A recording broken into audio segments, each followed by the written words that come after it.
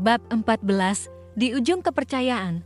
Malam itu dingin, meski tidak sedang hujan deras. Hanya gerimis kecil yang menyentuh jendela kamar dengan irama yang pelan, seolah ikut menjaga keheningan yang menggantung di antara Ayla dan Azaki. Mereka duduk berhadapan di dalam kamar yang luas, namun justru terasa sempit oleh tekanan perasaan yang belum tersampaikan sepenuhnya. Ayla bersandar pada sandaran kursi, menatap kosong keluar jendela. Lampu kota terlihat kabur dari balik embun yang menempel. Di kaca, ia memeluk dirinya sendiri, bukan karena kedinginan, tetapi karena hatinya terasa kosong, penuh pertanyaan yang tak kunjung menemukan jawaban. Sementara Azaki berdiri membelakangi Ayla, menatap lukisan besar yang tergantung di dinding, seolah mencari makna dari guratan cat minyak yang tak pernah berubah, berbeda dengan pikirannya yang semakin kacau. "Kenapa kamu tak pernah memberitahuku sejak awal?" tanya Ayla akhirnya, suaranya pelan tapi jelas. "Tentang Raihan, tentang ayahku, tentang semuanya." Arzaki menghela napas, perlahan. Ia berbalik, menatap wajah Ayla yang terlihat lebih lelah dari biasanya. "Karena aku takut," jawabnya jujur. "Takut kehilanganmu bahkan sebelum sempat mengenalmu." Ayla mengernyit.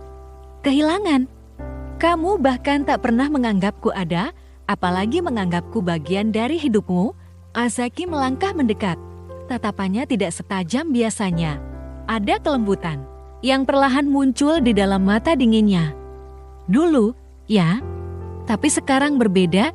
Semua ini sudah jauh melewati rencana awalku. Aku tidak lagi tahu batas antara dendam dan sesuatu yang lebih dari itu." Ayla menunduk.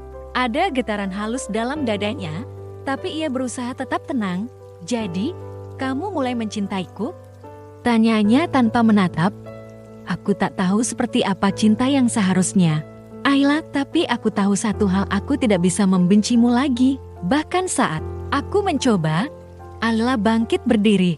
Kali ini, ia menatap suaminya dalam-dalam. "Tapi aku butuh lebih dari sekadar ketidaksanggupan untuk membenci. Aku butuh kejujuran. Aku butuh rasa aman. Aku tak ingin jadi korban dari masa lalu yang belum kamu selesaikan." Azaki menelan ludah, menahan emosi yang mulai merayap naik. "Aku berusaha berubah. Aku ingin memperbaiki semuanya." Dengan cara apa? Menyembunyikan fakta bahwa Raihan bukan hanya orang asing dalam hidupku, tapi juga bagian dari masa lalu ayahmu? Arzaki terdiam. Ia tahu Ayla benar. Tidak ada pembenaran untuk semua kebohongan, bahkan jika itu karena rasa takut. "Kamu boleh membenciku sekarang," ucapnya pelan. "Tapi aku ingin kamu tahu, aku tidak akan pernah memaksamu untuk tinggal. Jika kamu ingin pergi, aku tak akan menghentikanmu. Tapi jika ada sedikit saja ruang di hatimu untuk bertahan, aku akan melakukan segalanya untuk menebus semua ini." Ayla memalingkan wajah, dadanya sesak. Ia ingin berteriak, menangis, atau bahkan membanting sesuatu, tapi yang keluar hanyalah air mata yang jatuh perlahan. "Aku tidak tahu harus percaya atau tidak. Aku butuh waktu. Aku akan menunggu," balas Arzaki, "sebanyak waktu yang kamu butuhkan." Hening kembali menyelimuti ruangan. Tapi kali ini bukan hening yang mencekam, melainkan hening yang menyimpan kemungkinan. Malam itu, untuk pertama kalinya sejak menikah, mereka tidur dalam satu ranjang tanpa rasa benci. Tidak saling bersentuhan, tapi juga tidak saling menjauh. Ada jarak, tapi juga ada harapan. Namun di luar rumah megah itu, sebuah mobil berhenti di ujung jalan. Di dalamnya, Raihan duduk sambil menatap ke arah rumah Mahendra dengan tatapan rumit. Ia menggenggam map coklat berisi dokumen yang bisa mengubah segalanya. "Azaki Mahendra, kau pikir kau bisa lolos dari semua ini?" Gumam Raihan lirih.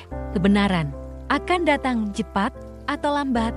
Ia menatap foto lama yang tergelincir keluar dari map foto ayah Arzaki dan ayah Ayla, berdiri berdampingan dalam sebuah acara besar bertahun-tahun silam.